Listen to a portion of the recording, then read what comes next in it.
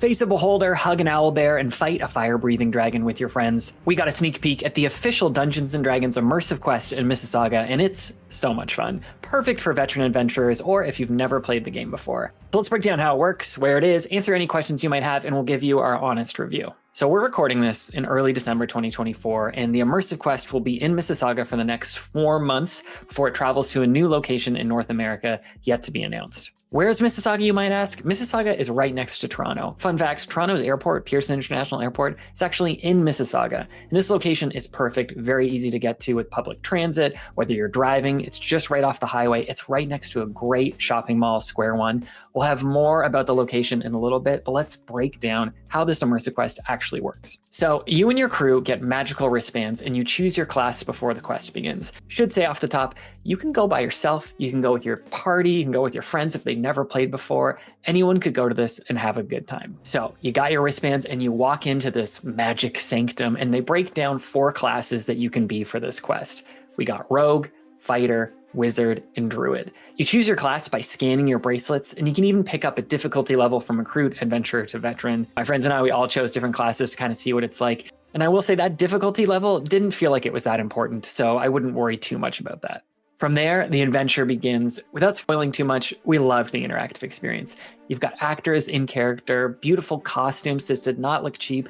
This did not look like that terrible Willy Wonka thing that happened in Scotland in 2024. As the soup flavor full of scary face. Oh my God. Scare the great unknown. This was legit. Props on point, the set, the music, the effects going around.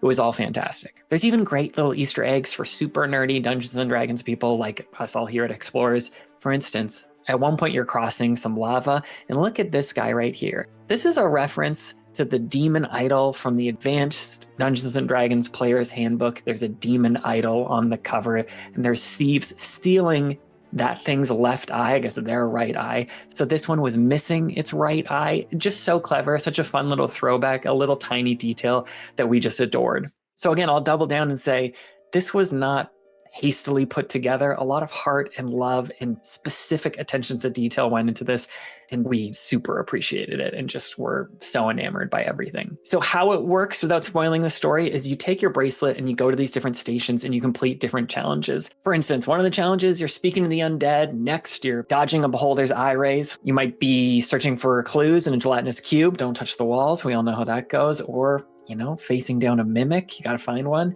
Don't want to spoil all of them though, because I want you to experience them and see them.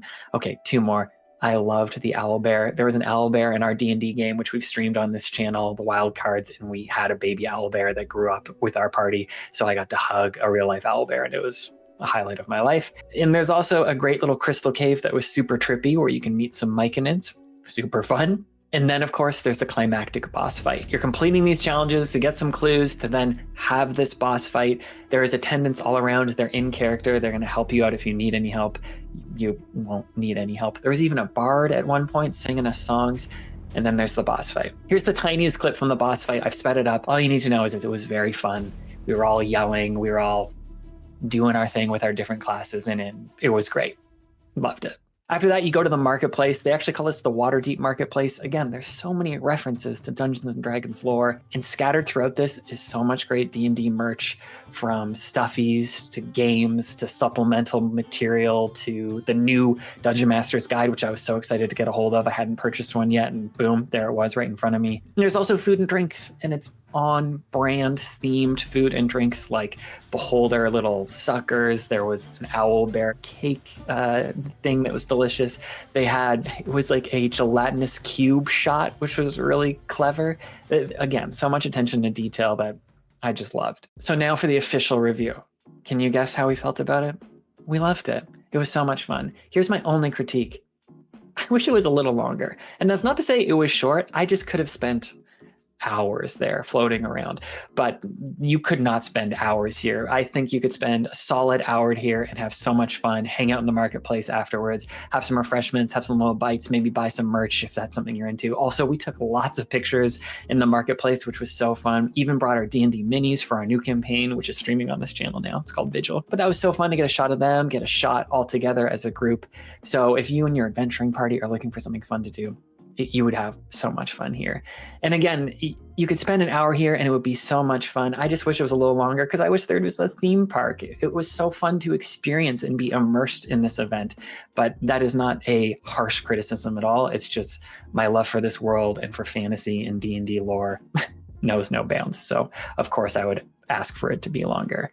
What I would say, though, if you're going to this event, is make an afternoon of it or an evening of it. Let's pull up the map again. There are so many great places to have dinner, places to have lunch around this area. It's so walkable. You could walk to a Jack Astor's in 5 minutes. I think there's a Scatterbush right over there. And then Square One has a food court. It's got shops. So you could really have food, shop before this, or do it afterwards. We had dinner afterwards, which was really fun because then we got to talk about it the whole time and talk about our favorite parts and just nerd out about everything D&D. Here's a look at ticket prices on the website. The website where you get tickets is dndimmersive.com. You can see here on the screen recording, these are the early bird offers, but you can see the crossed out prices. If you scroll down, you will see there is a don't split the party special rate for 4 tickets and more. Again, this would be so fun to do in a group, but I'm not discouraging it at all. If you don't know anyone, if you were to go to this, guarantee you would make friends with someone there because it's a collaborative thing. D&D is all about collaborative storytelling. So don't worry if you don't have anyone to go with. I would encourage you, push yourself out of your comfort zone, go see it. Don't wait for anyone else because it would be so much fun. But if you know someone who isn't into D&D, maybe has always kind of been curious about it, or is just open to having a good time, they would have a good time too. At our sneak peek that we went to, there was people there who didn't know anything about fantasy, had never played D&D at all, never picked up a D20, and we saw them having the best time. They were getting into it, they were laughing, they were hanging out with their friends. So this is a fun event for truly anyone, whether you're a seasoned adventurer or brand new. You can also see on the website, kids under 4 get in for free. It's the future adventurer right at the bottom there. Just depends on the kid whether it might be too intense or not. Some kids I think would be totally fine. They would love it because it's monsters. I loved monsters as a kid. I thought it was so neat to see all this fantasy stuff. But even then, I might have gotten scared from, it's dark in there. There's loud noises. There are big monsters like the Beholder hanging from the ceiling. So it might be too intense at times. Use your best judgment whether you think your little or someone else's little would be okay with this experience or not. But no one is, in character as a monster trying to jump scare you or anything like that. And that's it. Again, our review is like a 9.9 out of 10. That 0.1 off was just that it's not a theme park and I can't spend all day or an entire weekend at something as magical and wonderful as this. But truly, no knock. We loved the D&D Immersive Quest. You should check it out if you like D&D, if you like fantasy. It's such a fun thing to do. If you go, let us know what class you chose. If you have any more questions before you go or are curious about it, just comment down below and we'd be happy to answer them for you. And hey, if you like D&D, consider subscribing to this channel. We produce Dungeons & Dragons content. We have a brand new campaign streaming now. We just hit level 5, 30th episode just dropped. If you like Critical Role, if you like Dimension 20, we got cinematic music and sound effects. We got battle cams with minis. I think you'd like it. Thanks for watching this video. Hope if you go to the Immersive Quest, you have a great experience, and we'll see you in the next one.